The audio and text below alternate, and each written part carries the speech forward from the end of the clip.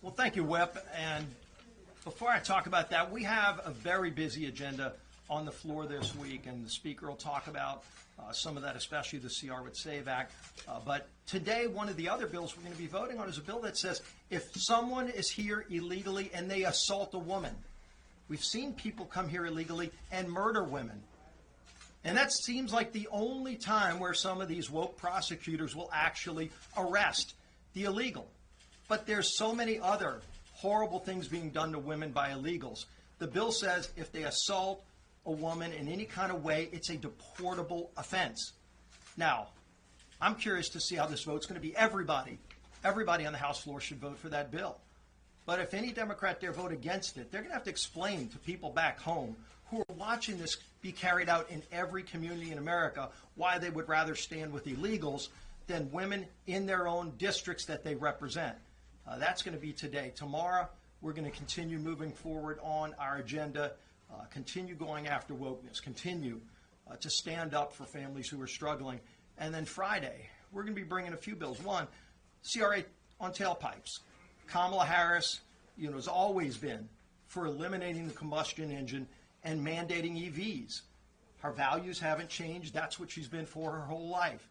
And it's crushed thousands of jobs in states like Michigan. So John James from Michigan, who has seen the devastation of these horrible policies coming out of the Biden-Harris administration, is bringing a bill to reverse that, to end that mandate on the tailpipe emission, which was designed to kill the combustion engine, fossil fuel cars, in exchange for mandating EVs. People don't even want to buy the EV cars. The batteries are made in China, and yet they continue their drumbeat. So we're going to stand up for American workers Friday in that vote.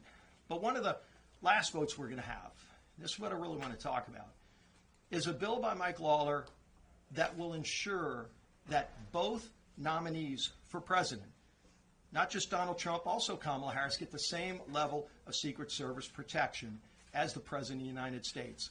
As has been talked about by so many already, it's unacceptable that now we're at 2 assassination attempts on President Trump. And luck cannot be a strategy by the Secret Service to have stopped these attempts. He came within inches, as we all know, on the first assassination attempt where shots actually rang out. If not for the advanced Secret Service agents seeing that muzzle just barely coming through a chain link fence, we may have been talking about something very different right now. Luck cannot be a strategy. Clearly, I think there's divine intervention. I know the Speaker has said that too. But at the same time, the Secret Service has to do better. And keep in mind, as we talk about adding this extra protection, every year since 2017, Congress has added more money to the Secret Service's budget than they even requested in their budget. And so it's not an issue of money. What they're doing with the money, we've had a lot of serious questions about before the first assassination attempt. Trying to carry out a woke agenda, focusing on the wrong things and forgetting their main mission, and that is to protect presidents and vice presidents in the United States. The Secret Service has to shift that focus and shift their priorities and provide this protection. But now I'm going to be very specific because we talk about the rhetoric. And when there's an incident like this, there's always talk that the rhetoric needs to dial down. And I'm one of those who says it too. But this isn't generic. There is very specific rhetoric we can now point to that we know is triggering some of these people who are unhinged, who take it the wrong way and want to carry out what is being sent to them by Democrats talking about this. We all know Kamala Harris, her quotes, where she says, Trump, quote, Trump is a threat to our democracy and fundamental freedoms. She said this over and over again. Not just before the first attempt. Even after the first attempt on President Trump's life, there might have been a 2 or 3 day pause, and then they went right back to it. In fact, just days before the second assassination attempt, Kamala Harris made that quote. And then the second attempted shooter, he was regurgitating the same language as Kamala.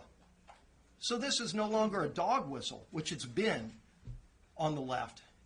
It's now being received by some unhinged people as a call to action when Democrats say this. Kamala needs to stop saying that President Trump as a threat to democracy. There are unhinged people that are taking that as a call to go and try to eliminate President Trump. She needs to stop it. Now, leadership starts at the top, and then you've got to go down. President Biden has said that as well, along with the quotes, and you've heard it from others. It's important to repeat. President Biden, quote, "It's time to put Trump in a bullseye." The President of the United States said that, and then two different people have taken that as a call to action. Where is the real scrutiny coming from the press to ask them, do you now denounce what you said? Because people are taking it the wrong way and are actually trying to carry it out. It's not just rhetoric. We almost lost President Donald Trump. And it shouldn't happen on either side. But you're seeing this language from the other side get higher and higher. Got to say it again. Congressman Goldman, quote, "It is destructive to our democracy, and he, President Trump, has to be eliminated." Does anybody need an interpretation of that? One unhinged person hearing that, and what does that mean to them? That they're going to carry out as a call to action what they're being called to do. Cannot happen. It cannot happen. Congresswoman Plaskett, quote, "Trump needs to be shot." Has she been scrutinized on that quote?